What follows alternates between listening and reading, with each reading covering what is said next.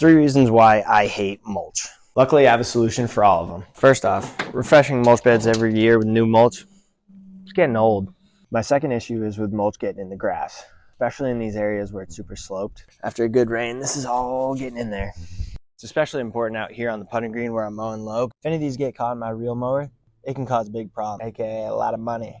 My last issue is just the opposite. It's the grass getting in the mulch bed. I mowed a few days ago and you can see just how much grass is in this bed. And what's frustrating is you can't blow it out, because then you're back to problem number 2. All right, instead of putting down all new mulch this year, we're gonna try out a product. We got PetraMax mulch dye.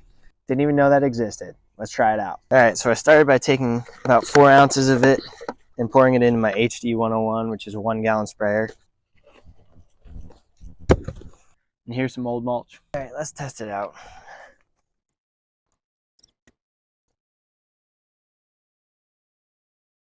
Well, that got a little out of hand. I was planning on just doing that spot, but I ended up doing the whole mulch bed. See exactly where I stopped. This stuff is incredible. Now, I do have a load of mulch I need to get down, but if you want to know my solution for keeping mulch out of the grass and grass out of the mulch, make sure you like and follow along. Keep an eye out for that video coming out soon.